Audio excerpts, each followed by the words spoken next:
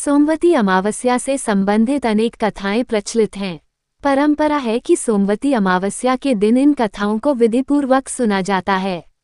एक गरीब ब्राह्मण परिवार था जिसमें पति पत्नी के अलावा एक पुत्री भी थी। पुत्री धीरे धीरे बड़ी होने लगी। उस लड़की में समय के साथ सभी स्त्रियोचित गुणों का विकास हो रहा था। लड़की सुंदर, संस्कारवान एवं गुणवान भी थी, लेकिन गरीब होने के कारण उसका विवाह नहीं हो पा रहा था। एक दिन ब्राह्मण के घर एक साधु पधारे जो कि कन्या के सेवाभाव से काफी प्रसन्न हुए। कन्या को लंबी आयु का आशीर्वाद देते हुए साधु ने कहा कि कन्या के हथेली में विवाह योग्य रेखा नहीं है। ब्राह्मण दंपति ने साधु से उपाय पूछा कि कन्या ऐसा क्या करे कि उसके हाथ में विवाह योग बन जाए। साधु ने कुछ देर विचार करने के बाद अपनी अंतर्दृष्टि से ध्यान करके बताया कि कुछ दूरी पर एक गांव में सोना नाम की धोबी जाति की एक महिला अपने बेटे और बहू के साथ रहती है, जो कि बहुत ही आचार विचार और संस्कार संपन्न तथा पतिपरायण है। यदि यह कन्या उसकी सेवा करे और वह महिला इसकी शादी में अपने मांग का सिंदूर लगा दे, उसके बाद इस कन्या का विवाह हो तो इस कन्या का वैधव्य योग मिट सकता है। साधु ने ये भी बताया कि वो महिला कहीं आती जाती नहीं है। ये बात सुनकर ब्राह्मणी ने अपनी बेटी से धोबिन की सेवा करने की बात कही।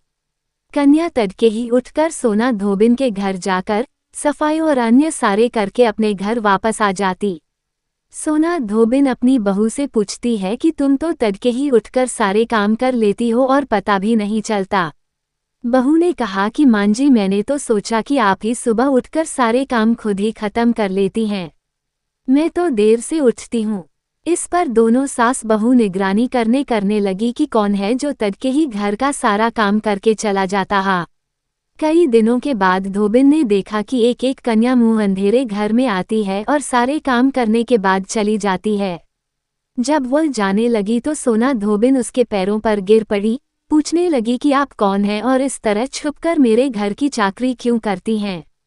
तब कन्या ने साधु दोबारा कही गई सारी बात बताई। सोना धोबिन पति परायण थी, उसमें तेज था। वह तैयार हो गई। सोना धोबिन के पति थोड़ा अस्वस्थ थे। उसने अपनी बहू से अपने लौट आने तक घर पर ही रहने को कहा।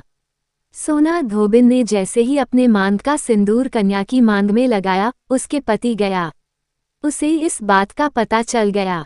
वह घर से निराजल ही चली थी, ये सोचकर कि रास्ते में कहीं पीपल का पेड़ मिलेगा तो उसे भंवरी देकर और उसकी परिक्रमा करके ही जल ग्रहण करेगी। उस दिन सोमवती अमावस्या थी। ब्राह्मण के घर मिले पोए पकवान की जगह उसने ईंट के टुकड़ों से 108 बार भंवरी देकर 108 बार पीपल के पेड़ की परिक्रमा की और उसके बाद जल ग्रहण किया। ऐसा करते ही उसके पति के मुर्दा शरीर में कंपन होने लगा।